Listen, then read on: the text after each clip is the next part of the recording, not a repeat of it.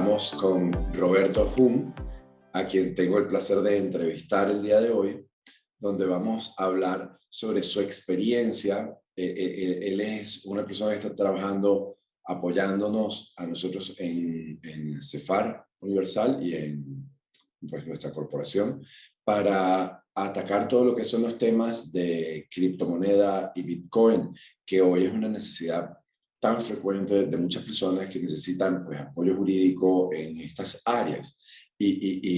Bueno, me gustaría, pues primero que nada, pues empezar preguntándole a Roberto, ¿cómo empezó todo esto de tu afición por el Bitcoin? Para empezar, si pudiéramos definir qué es el Bitcoin o qué es una criptomoneda. ¿Qué es una criptomoneda?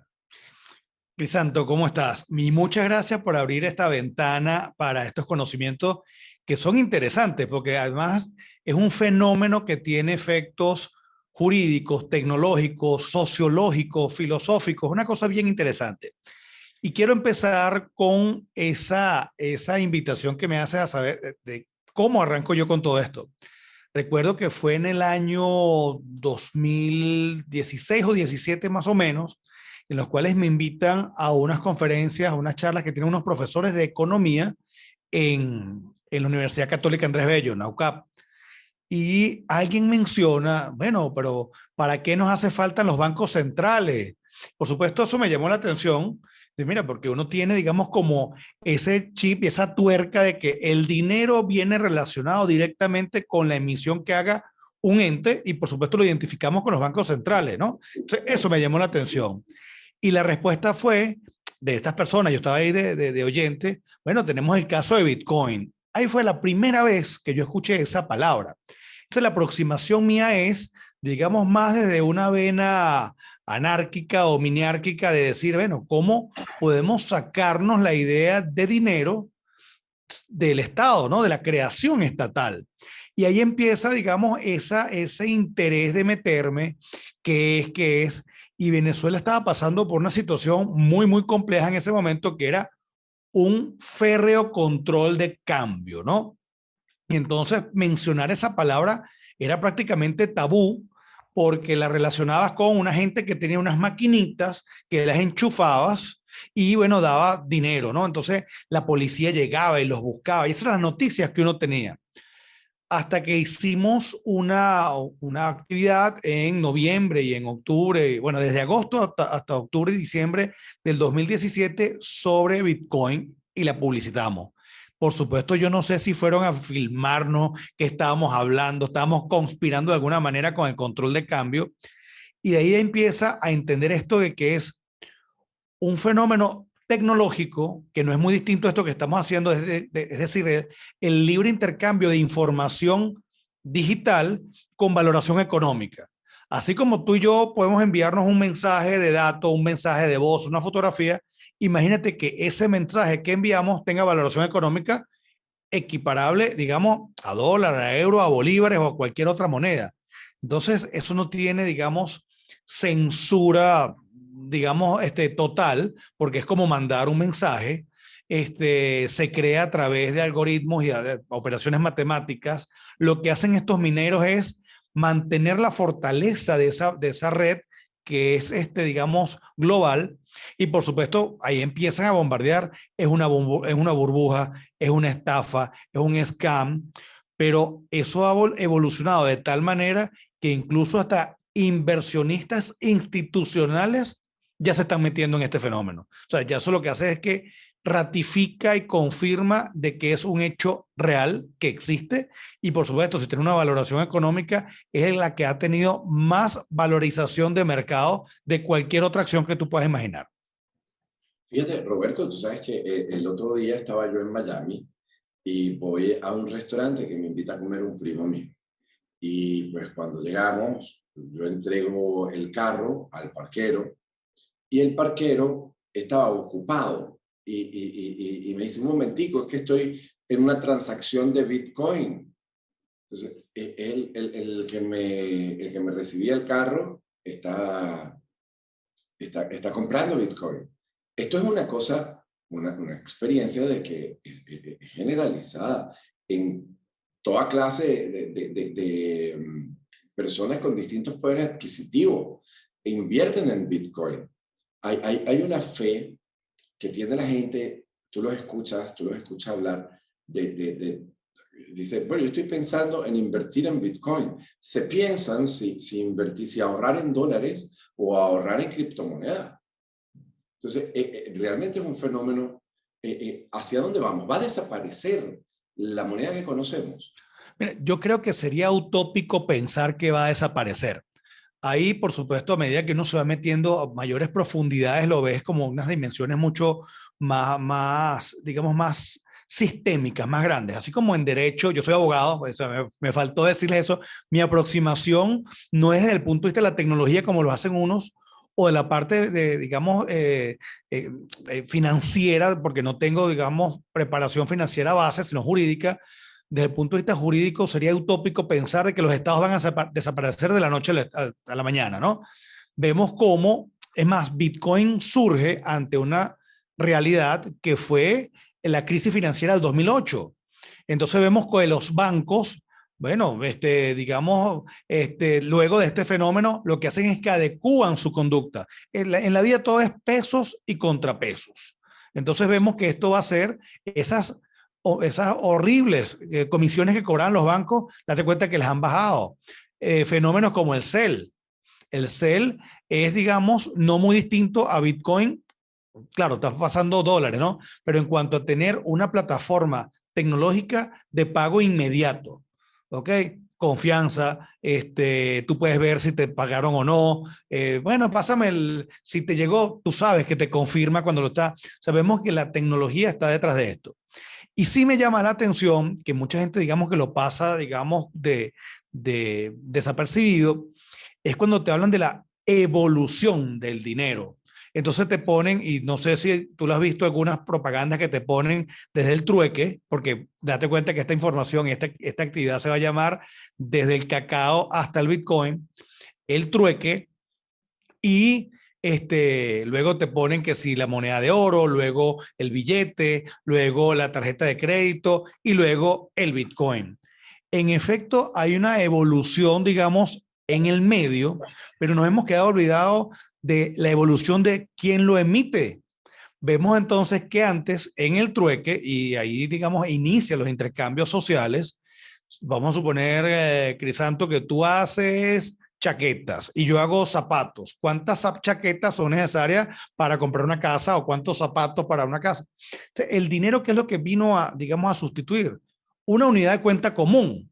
¿Ok? Entonces, digamos, reserva de mi trabajo, en vez de yo tener guardado miles de zapatos, yo, digamos, tengo es mi dinero y con ese dinero te compro tú y las chaquetas.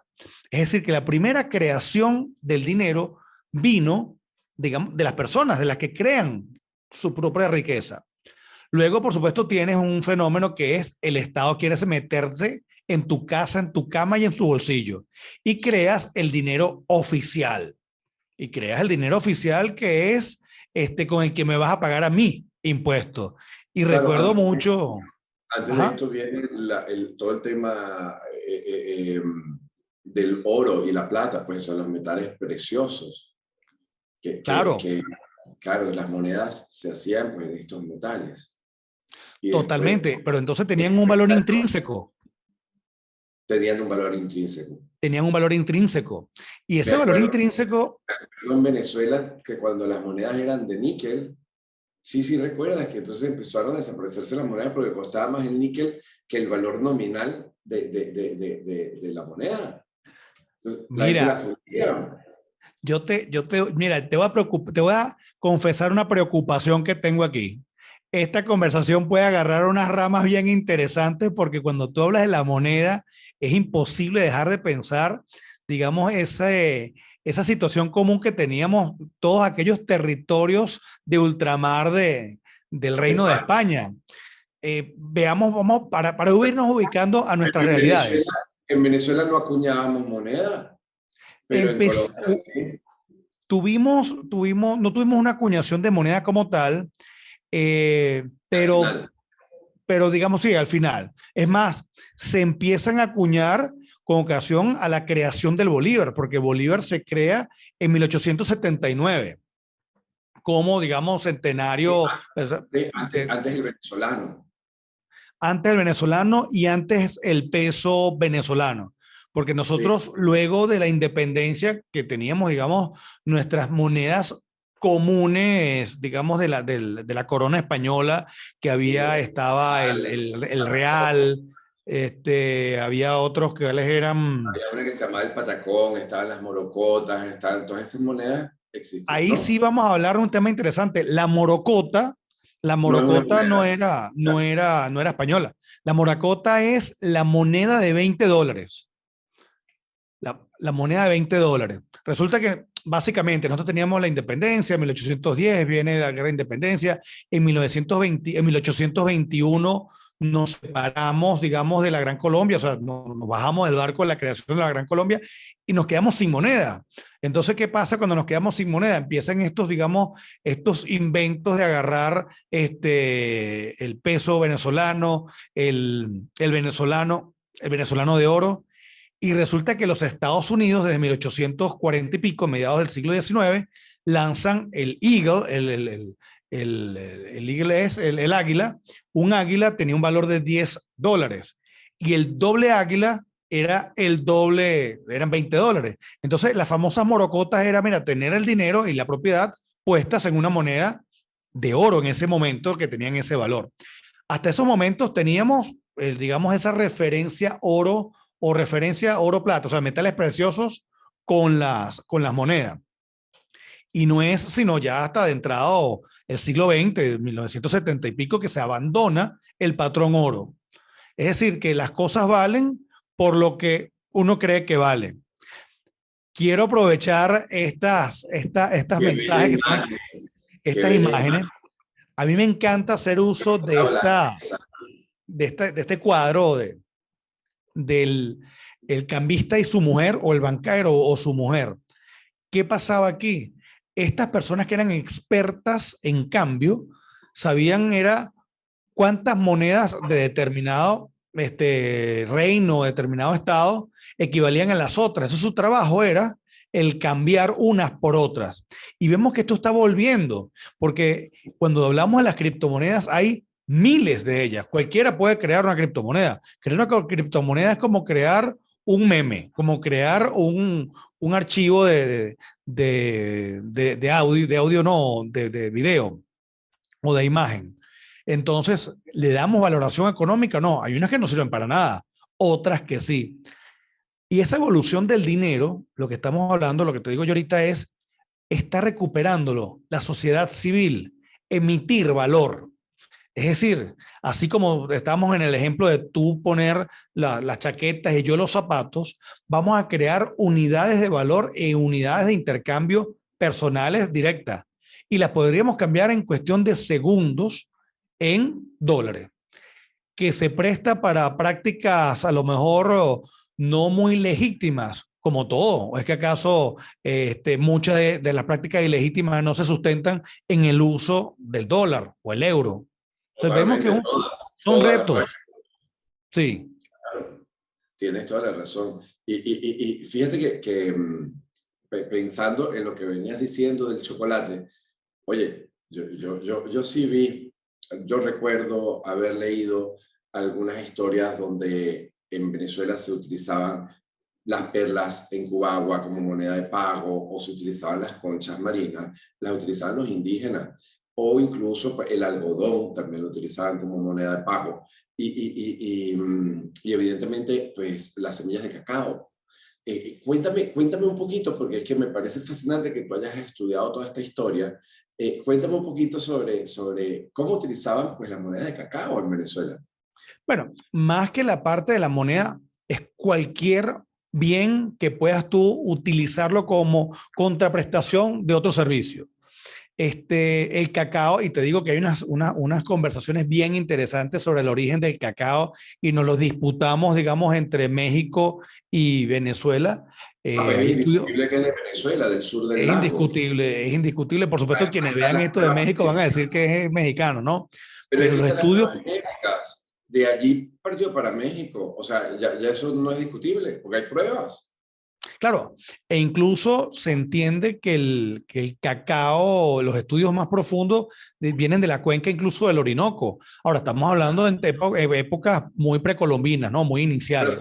se entiende que el cacao viene del Amazonas, Sí, y por que supuesto se difuminó por toda de ahí América y claro, de ahí se fue derivando y fue subiendo hacia arriba, pues, por este puente natural, pero cuando evoluciona, cuando muta el cacao, que se crea este cacao porcelana, que es el cacao aromático, sabroso del chocolate, que es distinto al del sur. Allá nunca evolucionó, el del sur se quedó como mucho más rústico. bueno, el cacao, date cuenta de que digamos, su naturaleza y sus efectos son tal que la fórmula, digamos, química, y se llama teodormina, o sea, de teos, de dioses. Es decir, tiene Teología, unas sí. capacidades incluso que la comparan con algo muy, muy elevado. Y es ahí donde viene también el valor intrínseco del que tenía el cacao, porque el cacao recoge no solamente la práctica de sembrarlo, y cultivarlo, sino que ya tiene un valor intrínseco que vale por intercambio. Entonces ya tú empiezas a ver que dependiendo del tipo de piezas que tú tengas, cuando digo piezas es, digamos, las unidades de cacao, vas a intercambiarlas por unas de mayor o menor valor. Y es donde empieza, digamos, la idea de moneda como medio de intercambio, ¿no? Y de intercambio y de hacia dónde vamos nosotros, de libertad, que es, por ejemplo, tú cuando te ibas de un lugar a otro, te llevabas, digamos, el cacao. Hoy en día no vas a viajar con el cacao, o no vas a viajar, digamos, con un barril lleno de monedas. Entonces, ahí es donde viene la evolución del dinero de unas cosas interesantísimas, como por ejemplo, sabemos lo que tenía de importancia en la Edad Media, cuando la gente iba de peregrinaciones. ¿Cómo hacías tú para llevarte tu patrimonio? Bueno, o te arriesgabas de meterlo en un solo barco, o llegaron los templarios y pusieron, digamos, unas letras, porque ahí es donde empieza el título valor, unas letras de cambio, digamos, unos vales, y el título valor viene allí. Por supuesto, todo eso se va reafirmando con hechos históricos bien interesantes. Uno de ellos, el viaje de Marco Polo, porque cuando Marco Polo va a China, ve que Kublai Khan lo que agarraba era el dinero de todo el mundo y, digamos, lo tenía en sus arcas. Y él lo que sacaba eran unos papelitos, ahí es donde empieza la idea de, digamos, de instrumentar el valor del dinero en papel, y le decían a la gente, bueno, ustedes pueden intercambiar esto, pero el oro lo tengo yo aquí. Y entonces empezaron a decir, bueno, ¿y qué pasa si alguien falsifica una nota de esa? Y casi que Kublai Khan le dice muy sabiamente, bueno, quien falsifique algo de eso, lo arreglamos, lo matamos. ¿Y qué pasa si alguien no lo recibe? Sencillo, la misma consecuencia, lo matamos. Y ahí empieza la idea de dinero, digamos, con los efectos jurídicos liberatorios, ¿no? Lo que se llama moneda de curso legal y moneda de curso forzoso. Y entonces ya empieza todo ese tema de que los estados son los que emiten su propio dinero para poder controlar ese comercio que se genera en sus propios territorios, en sus propios dominios.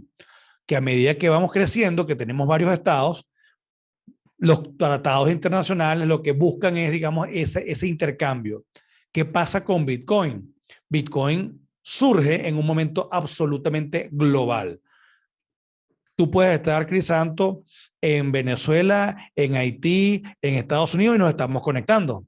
Yo te puedo Claro. enviar igualito valor a través de estas redes, que son Internet. Sabemos que Internet ha ayudado a crear una nueva comunidad, una nueva sociedad civil global digital, que va a hacer uso de unas formas de pago, de intercambio y una moneda digital y global también. Pero una pregunta, Roberto, porque todo esto es fascinante, pero ¿cómo se crea una moneda de estas? Como tú dices que cualquiera puede crear una criptomoneda. ¿Cómo se crea una criptomoneda? Yo entiendo que hay un código de referencia, se crea el código, es un número largo, muy largo. ¿Cómo es eso? Bueno, vamos por parte. Lo que se está creando, o digamos, tú tienes Internet, que Internet, ¿qué es? Una red inmensa de intercambio de información. ¿cierto? Para poder mantener esa red, tú necesitas, digamos, meterle costos, gastos de computadoras, etcétera. Cuando todo esto está descentralizado, lo que hace la persona es que mete sus propios, digamos, sus propios recursos. Internet tenemos que distinguir lo que es en Bitcoin, tenemos que distinguir lo que es Bitcoin, el, el sistema, digamos, el programa, el ambiente digital y la moneda. ¿Qué es lo que hace Bitcoin? Digamos, un bloque de anotaciones contables. Crisanto tiene 100 y le da 20 a Roberto. Es decir, Roberto tiene 20, Crisanto tiene 80. Y eso lo tenemos que escribir en todos los que estamos participando allí. Si yo tuviera la mayoría, yo puedo borrar todas las tuyas y asumirlas todas yo. ¿Qué hace Bitcoin? Es una red descentralizada de tomar nota de esas, digamos, transacciones contables. Y como nadie lo hace de gratis, cada cuánto tiempo, que es lo que hacen los mineros, se genera una nueva unidad, un nuevo Bitcoin. Eso es lo que hacen los mineros. Es decir, contribuyen al mantenimiento de la red. ¿Y cómo se cobran? Con la generación de estos Bitcoin que se dan uno cada 10 minutos aproximadamente, un poco más, un poco menos. O sea, la gente que tiene unos Bitcoin lo que estás haciendo es aplicando esas notas allí. Un ejemplo muy rápido. Un banco, cualquier banco de nosotros, de nuestras regiones, Banesco, Banco de Venezuela, cualquiera que esté en Colombia, en Argentina, ellos tienen sus centrales, digamos sus servidores, sus ingenieros, su gente que le hace sus reparaciones antivirus, etcétera. Eso cuesta dinero. ¿Qué pasa si llega el banco y le dice, mire, yo quiero usar la computadora de todos ustedes aquí en sus casas, préstemela mientras no la están usando para mantener esa información, bajen este programa? Y tú dirás, bueno, y tú me vas a pagar por eso, porque tú te estás cobrando, tú estás ganando. Bueno, te voy a dar un poquitico de cada transacción. Eso es lo que está pasando. Hay, por supuesto, elementos técnicos que dicen, mira, ¿y qué pasa si alguien quiere vulnerarlo? Como tuvieras que tener el 51% de la capacidad de cómputo, eso se fortalece cuando está ramificado. Nadie tiene el poder suficiente para llegar al 51% para cambiar eso. Y si llegases a comprarlo, te sale mejor ir por las reglas, ¿no? Eso ya es teoría de juegos. Son cosas matemáticas sumamente interesantes que están en este fenómeno. Interesantísimo, pero bien complejo de comprender y sobre todo para las personas que están empezando en esto y sobre todo, como dices tú, para el que no tiene fortaleza en la parte de finanzas. Pero bueno, nosotros afortunadamente pues tenemos la fortaleza en la parte de finanzas, por eso te decía yo de que aquí todos tenemos que sumar, porque en la medida en que sumemos podemos dar una mejor asesoría a las personas que acuden a nosotros solicitando pues vamos a ubicarnos. Crisanto, vamos a ubicarnos en un momento, porque claro, uno porque se ha metido y se ha enamorado del tema, entonces lo aborda desde el punto de vista financiero, desde el punto de vista jurídico, desde el punto de vista tecnológico, claro, tenemos amigos especiales. pero el punto de vista jurídico para nosotros es súper importante. ¿Por qué? Porque la gente acude a nosotros como bufete de abogados para que nosotros los orientemos y los ayudemos. Entonces, allí es donde pues, tu participación aquí es fundamental, porque ¿cómo podemos nosotros asesorar a las personas que están invirtiendo? Probablemente se han dado ya muchísimos casos donde los padres están viendo que los hijos están invirtiendo en Bitcoin y las compañías están cambiando. Todo el mundo está cambiando, es un mundo diferente. Así es. Entonces, y los servicios jurídicos no han avanzado a la par.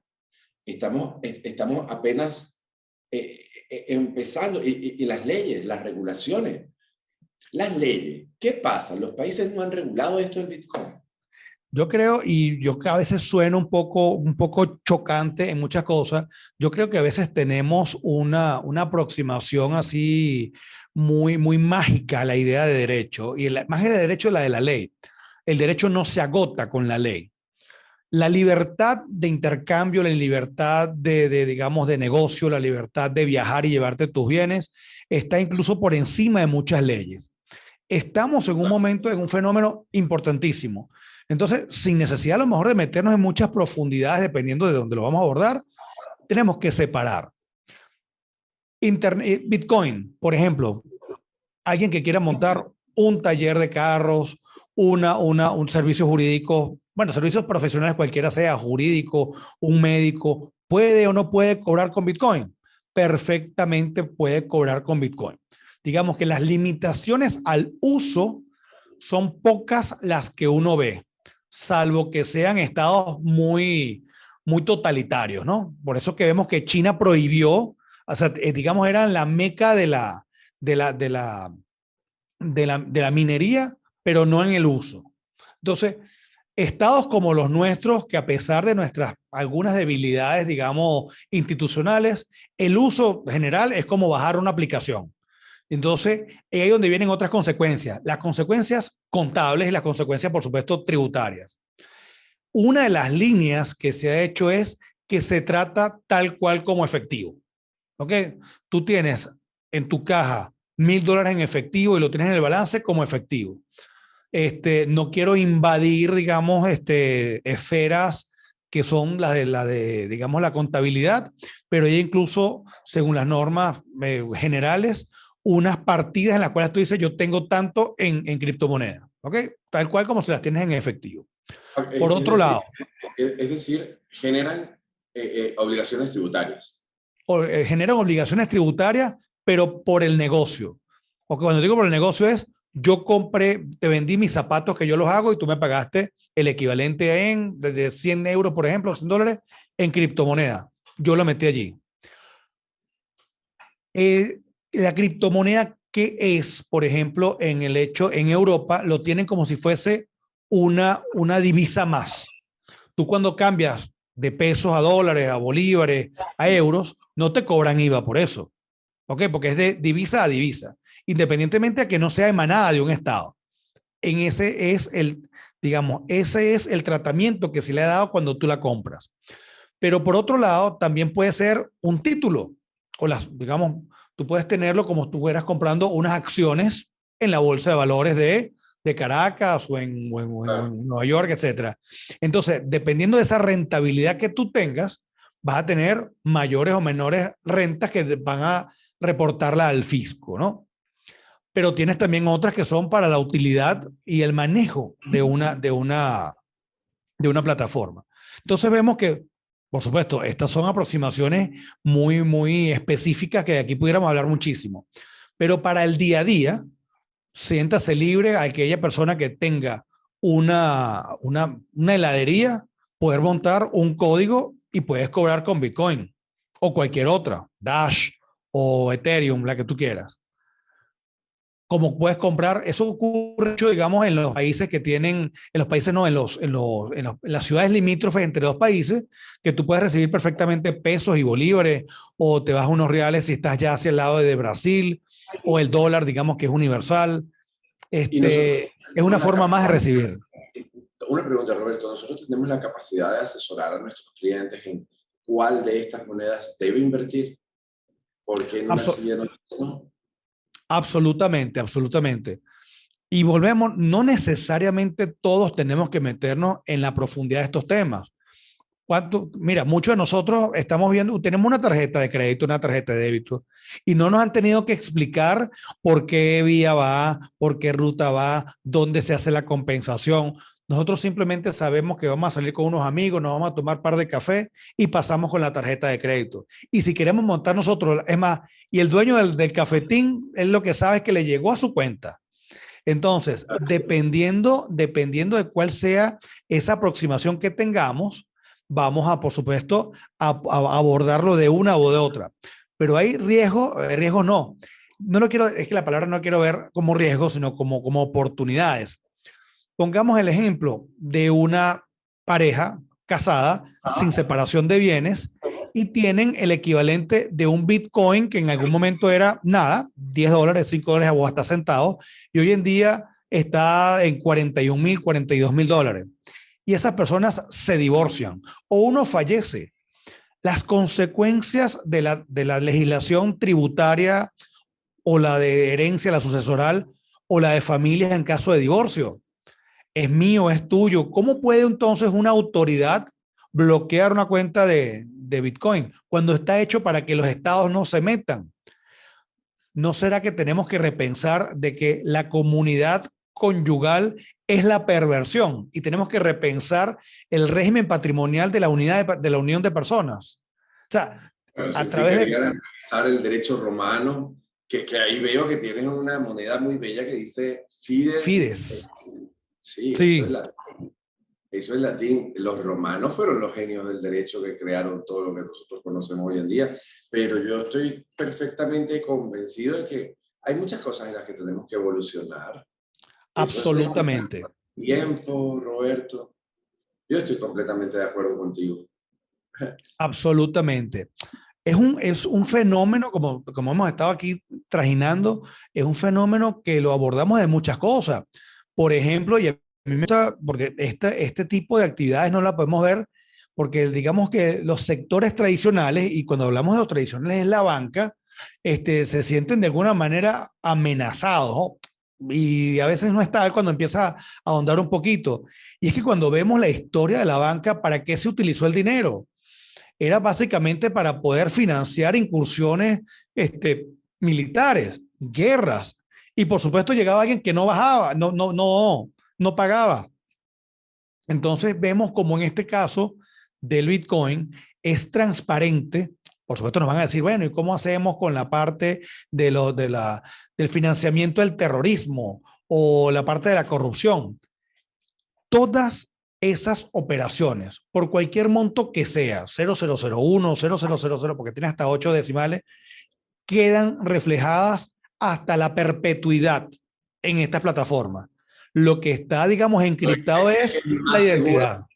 Lo que quiere decir es que es mucho más seguro que el dinero tradicional Totalmente. para evitar fraudes y este tipo de cosas. Tan es así que, digamos que no es que se va a acabar el dinero tradicional, es que ya los estados están pensando emitir sus propias monedas patrias haciendo uso de estas tecnologías. Bueno, Porque la ventaja es que tú puedes, digamos, hacerle el tracking de todas las operaciones que tú puedes hacer. claro, como ocurrió en Venezuela. Absolutamente. En Venezuela no existe, digamos, en estos momentos manera alguna de decir de cuánto dinero se ha generado de manera inorgánica. O sea, no existe, no hay forma de hacerlo, es inviable. Mientras que de esta manera sí. Vemos entonces efectos y veremos fenómenos, por ejemplo, de grandes inversiones ya institucionales. Tú puedes tener fondos de inversiones, de pensiones, incluso bancos y seguros que están entrando a invertir en Bitcoin, o personas institucionales o personas con grandes cantidades, las tesorerías de empresas que pueden entrar y es más, date cuenta que estos inversores lo que te dicen es entra por la banca, porque ese dinero en algún momento siempre va a estar en la banca y te dicen vamos a tener que entrar verificando todas esas, digamos, Cuentas. cuentas de dónde vienen y a dónde van. Eso no es que Crisanto abrió una cuenta con $10,000 y entonces la cuenta llegó de Roberto, de Pedro, de Juan y de María para hacer, no, usted es O sea, vemos que no es una cosa poca seria. Es más, es mejor que el dinero tradicional para evitar todos los temas de la corrupción. Pero cuando dice que no va a desaparecer, es que hay cosas que me aterran a mí, porque yo veo, la otra vez llego a un banco a hacer una operación en Estados Unidos y me dice, no, porque aquí no estamos aceptando depósitos en efectivo, porque ya no aceptan depósitos en efectivo, todo es... Esto es increíble, los bancos no aceptan depósitos en efectivo. Es que vemos que también que el efectivo se ha convertido también como instrumento de la corrupción. Entonces, a veces uno, en el día a día, cuando hablamos del día a día, no hace mucho sabemos lo que ha pasado aquí en Venezuela con lo que ha sido el control de cambio. Entonces vemos cómo uno lo que podía hacer era, si te pagaban en cualquier dólar, tú tenías que aceptarlo porque sí, porque tú agarrabas un bolívar y sabías que al día siguiente no valía absolutamente nada.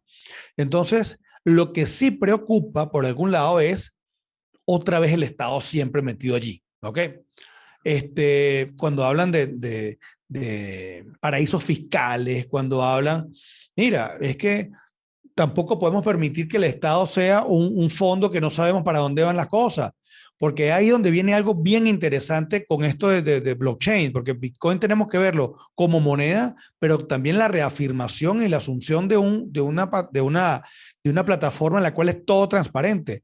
¿Tú te imaginas qué bueno debe ser que todas las cuentas de los organismos públicos estén así en blockchain y podamos ver hacia dónde van cada uno de los pagos, de dónde vienen, de cuando tú pagas un impuesto, es más, el IVA que tú pagaste por estos zapatos que yo te estoy vendiendo porque yo los hice, por ejemplo, tú sabes para qué fondo van y después tú sabes si se utilizaron para Claro. educación, para un colegio, para seguridad, para el pago de los policías, etcétera, y no desviados hacia otro lado. O sea, vemos que este fenómeno nos ayuda a entender la cultura de la transparencia y de la responsabilidad. Sí, eso es muy interesante porque sobre todo allí se va a poder ver si en un futuro los impuestos los cobran a través de criptomoneda, se va a poder ver a dónde llega el dinero que uno paga por los impuestos. Porque vamos a ver, el Estado es como ese socio indeseado que todos tenemos, porque cuando producimos dinero tenemos que pagar impuestos a los gobiernos. Entonces, la preocupación mía siempre ha sido que, bueno, yo por lo menos, yo me esfuerzo mucho por producir el dinero, es decir, por trabajar y pensar que ese dinero se va a destinar cuando hay renta a algunas veces, primero, actividades en las que yo no puedo estar, que puede que yo no esté de acuerdo. Y segundo, que mucho se va para la corrupción. Ah, Lamentable, lamentable. absolutamente. ¿Por qué? Porque es mucho esfuerzo de nosotros y, y, y se lo van a robar. No puede ser. Entonces, si el Bitcoin o las criptomonedas nos ayudan a matizar este tema de la corrupción, esto es una bendición, esto es una maravilla. Así es. Mira, y como hemos venido, digamos, conversando y lanzando temas, yo he Muy participado agradable, como, por cierto, la conversación. no, no, yo te digo que aquí ese era el riesgo que teníamos de podernos quedar aquí hablando muchas cosas. Yo he Es verdad. participado con otros profesores, hay profesores, digamos, esto es algo multidisciplinario, ¿no? De la parte jurídica, la parte de sistema, la parte, digamos, de economía, en unos programas que va desde pocas horas, digamos, una parte inicial, digamos, no esta conversación, sino que ya, digamos, algo estructurado para poder aprovechar el tiempo, desde lo más básico, desde el 101 hasta ya incluso desarrollos, personas que tienen desarrollo, una Claro. empresa, alguien que a lo mejor dice, mira, yo lo que sé es que esto es una buena oportunidad de negocio. Yo tengo estos $100 y a lo mejor a final de año se convierten, no es exagerado, en miles de dólares. O sea, sí puede convertir en miles. Pero habrá gente que metió miles y se lo convirtieron en 100. Entonces, es allí donde hay que tener el cuidado de no lanzarse sin entender cuál es esto. Lanzarse, como dicen por allí, nunca poniendo más de lo que estés dispuesto a perder. Claro, porque es muy Sí, hay riesgoso. que... ¿Mm? Uno tiene que sopesar los riesgos. Así es, así es. Y así incluso como las personas que tienen, digamos, la seriedad, porque de verdad es una disciplina de invertir, digamos, en bolsa, etcétera, sus portafolios tienen, digamos, desde los más riesgosos hasta los más, digamos, más fijos, que por supuesto la ganancia es menor. Vemos que las criptomonedas pasan a ser ya, en las criptomonedas en general, como un portafolio, como una pieza importante de toda persona que quiera invertir. Eso te obliga también a ver cuáles son los negocios que están atrás, cuáles son los proyectos que estás aguantando atrás, si son inmobiliarios, si son tecnológicos, si son de comercio, si son de logística. Son cosas de verdad sumamente interesantes todas estas. así es, Roberto. Mira, Roberto, te quería preguntar si yo puedo hacer uso de esa charla y ponerla también en los canales de YouTube para que la gente la pueda ver completa, porque tenemos esta entrevista que es muy agradable y muy interesante, pero pues tiene estas finalidades para este segmento de aportes a la humanidad, porque me parece que los conocimientos que tú has ido desarrollando para poder orientar a las personas en la parte jurídica de las criptomonedas es un gran aporte a la humanidad, sobre todo en estos momentos que tanto lo necesita, porque es una cosa incipiente y necesita personas como tú que aporten a este conocimiento colectivo, como tú dices. Entonces, pero esta entrevista tiene esta finalidad, pero tu charla tiene una finalidad diferente. Entonces, pues me encantaría ponerla en los canales de YouTube, si me lo permites. Mira, mi canal de YouTube es Cultura Jurídica ORG y además de eso, siéntete libre de poder descargar La, las secciones que tú quieras. Claro, ¿cómo se llama? Referenciamos desde nuestra página a la tuya también, para que hagamos. Totalmente. Es más, esta una vez que Bienvenido. salga, la ponemos allí y podemos poner los videos. Y mira, qué interesante también sería si pudiéramos coordinar una actividad en conjunto en el sentido de, a pesar de que sea a distancia, que sea, digamos, síncrona, porque hasta esas cosas nos cambian, ¿no? Si es síncrona o es asíncrono, y pudiéramos hacer una actividad que la gente salga con un wallet y con un dinero allí. O sea, mira, la otra vez estábamos coordinando una bien interesante, creo que salía este, $30 por persona y salían con $10 de una vez en su wallet, directo Eso para poder intercambiar, pues. pero vamos a hacerlo, vamos a hacerlo. Mira, es cuestión, simplemente hablamos con nuestro departamento de comercialización, donde están los coordinadores de CEFAR, y allí nosotros podemos invitar a nuestros propios clientes, a los que les interesen, a este evento, donde les explicamos la criptomoneda, les ponemos un precio de entrada y ya de una vez las personas quedan con su inversión. Es decir, sería interesantísimo, porque estamos incentivando a que las personas hagan uso de esta nueva herramienta que tenemos. Porque Mira, para qué desconocer las herramientas, fíjate que hay muchas veces, yo recuerdo, una vez mi abuela se compró un televisor muy moderno con unos controles, telecomandos, ¿cómo se dice? sí, control remoto. Mando a distancia, dicen en España. Uh-huh. Entonces, mi abuela no sabía utilizarlo. Entonces yo le digo, venga acá, mamá Yolanda, para explicarle cómo se utiliza. Y entonces me dice, no me explique. Yo no quiero saber más nada. Ya yo sé muchas cosas. No puedo saber otra cosa nueva. Entonces, esta es una herramienta. ¿Cómo nos vamos a negar? ¿Cómo nos vamos a negar a aprender cosas nuevas? Tenemos que utilizar las herramientas que tenemos a nuestra disposición. Entonces, me parece que esto es un aporte para todo el mundo. Mira, y no solamente eso, porque a lo mejor cuando uno piensa en aprendizaje, piensa a lo mejor en fajarse en unas cosas, lo intuitivo que son estas tecnologías. Tú ves a los niños, yo tengo un niñito de 3 años y medio, mi bebé tiene 3 años y medio, cómo nada más con esto de los dedos, abrir, cerrar, enviar, pasar las cosas, eso es más, no es muy distinto, es sumamente intuitivo. Esto agarras de tu casa, o sea, tú puedes agarrar y dices, desde aquí paso para acá y desde aquí hago esto y hagas tu firma y haces, o sea, una cosa totalmente intuitiva. ¿Cómo se llama tu bebé? Roberto Emmanuel. Le pusiste tu nombre. Es más, él lo pueden seguir por Crypto Baby, porque bien interesante, él nació el 6 de abril del 2018 y los honorarios se pagaron en Bitcoin. O sea, los honorarios relativos a su nacimiento, los médicos, se pagaron en Bitcoin. Por eso que se llama el Crypto Baby. Entonces, No te lo puedo creer. sí. Yo le pregunté al doctor, mire, ¿usted acepta Bitcoin? Claro que sí. Entonces lo que te dan es lo que se llaman un wallet. Un wallet es una dirección, así como existen nuestras direcciones o nuestros nombres, nuestro identificador en Instagram, en Twitter o nuestro correo electrónico, tú vas a tener un wallet con una dirección y ahí te pueden pasar el equivalente a $1, $2 o $1 millón, ¿no? El Sin problema es que comisiones si bancarias. disculpa, Sin comisiones bancarias. sin comisiones bancarias si estás dentro de la misma plataforma, porque en definitiva, estos mineros, parte de lo que están haciendo es cobrando también esas pequeñas comisiones.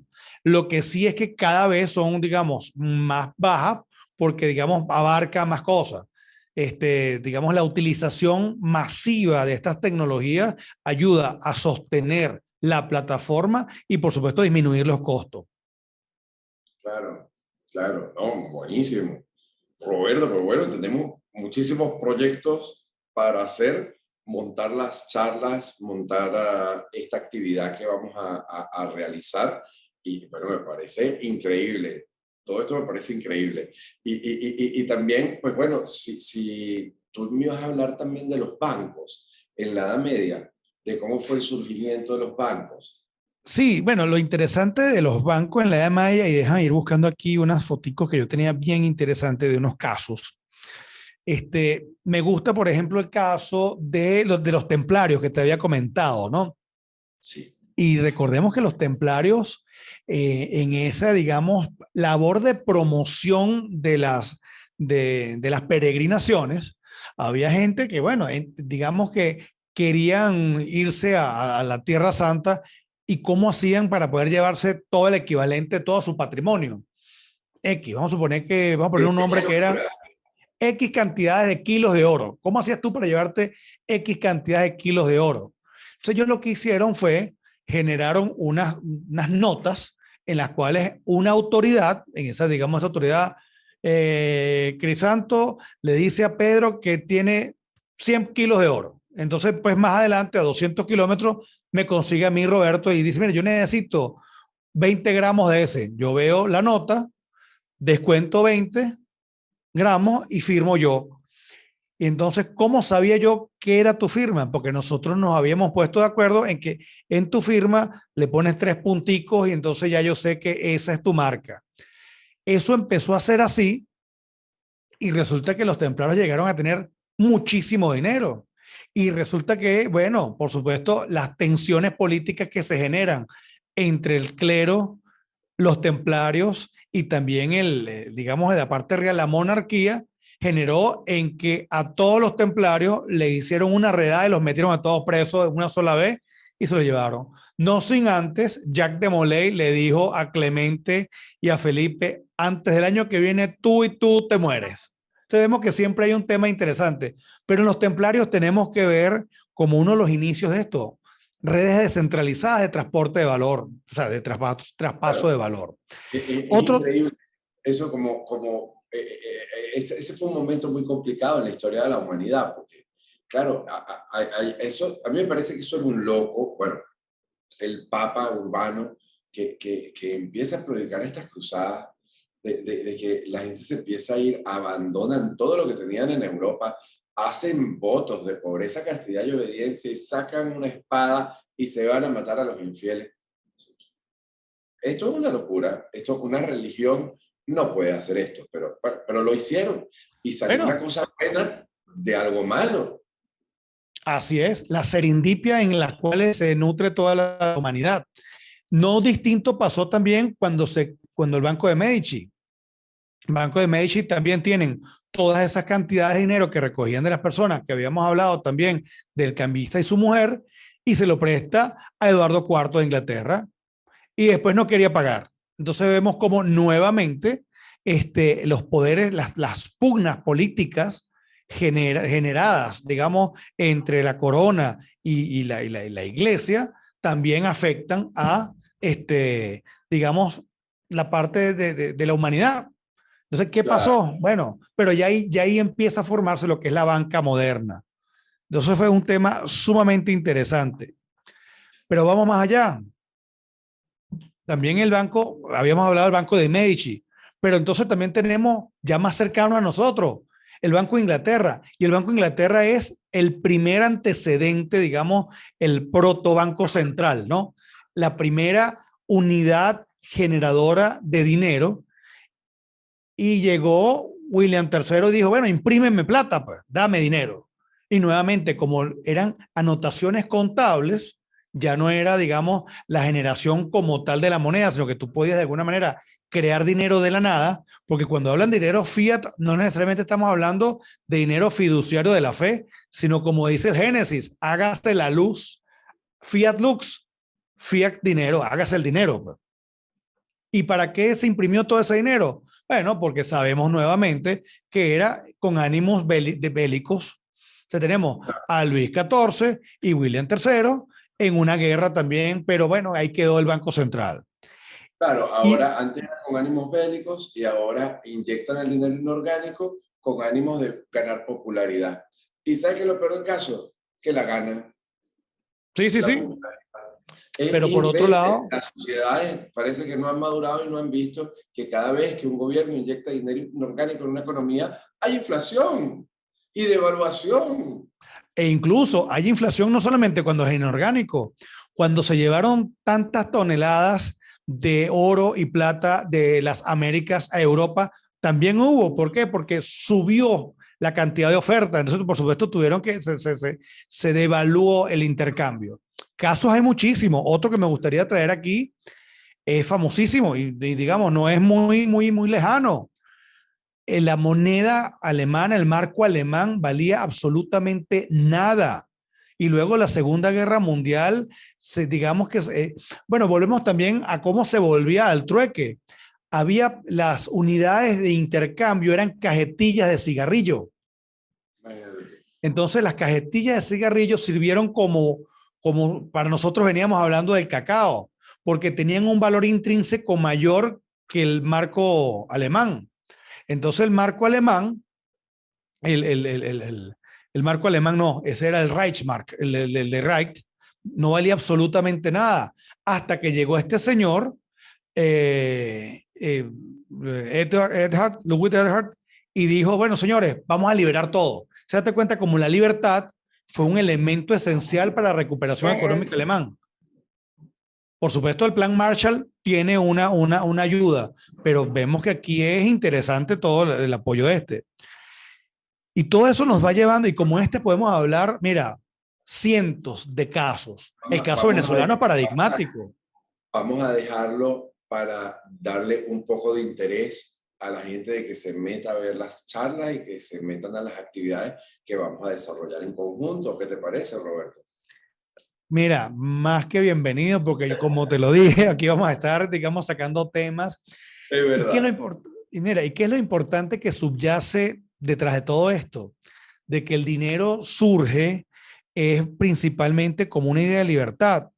Y por eso es que a mí me llama la atención incluso esta moneda, porque la moneda de Venezuela, digamos el bolívar, que hoy está tan golpeado, se surgió en 1879, como había dicho, pero es que antes de tener la efigie de Bolívar, y estoy buscando aquí la fotografía que no me aparece, no sé por qué, porque no estaba en el orden que yo lo había guardado. Hay un tema interesante, que las primeras monedas de Venezuela decían libertad, y teníamos a Libertas como emblema, como cara, como anverso de nuestra moneda, incluso antes del Bolívar. Y yo creo que para poder recuperar el valor de la moneda y lo que subyace en ella es eso, es pensar en la libertad. Y ahí es donde el Bitcoin viene y tiene, por supuesto, una carga filosófica de libertad, porque no depende de los estados, no depende de nadie, depende de la oferta y la demanda. Y algo que valía cero, porque no dejaba de ser un experimento, como quien hace un programa, un archivo de un JPG, una imagen que valía cero en el 2008. La primera operación se hizo en enero del 2009, 3 de enero del 2009. Luego, es que se hace un intercambio, ahorita vale $42,000.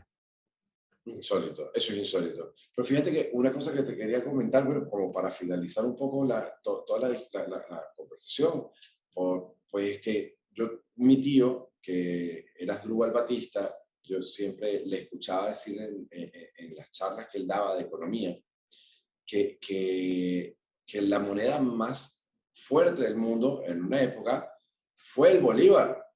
Porque Sí, cuando todas las monedas del mundo se devaluaron, incluso el dólar, el bolívar repuntó. El bolívar era una moneda súper sólida. la época de Pérez Jiménez, la época incluso hasta Caldera, el primer gobierno de Caldera, que me decía Asdrúbal que Caldera siempre, cuando conversaba con él, le decía que él había hecho que revaluara el Bolívar a 4.30 cuando había revaluado, porque éramos la moneda más sólida del mundo y ahora somos, qué locura lo Sí, que está pasando en el país. mira, hemos superado incluso la de Zimbabue, el tema de Zimbabue.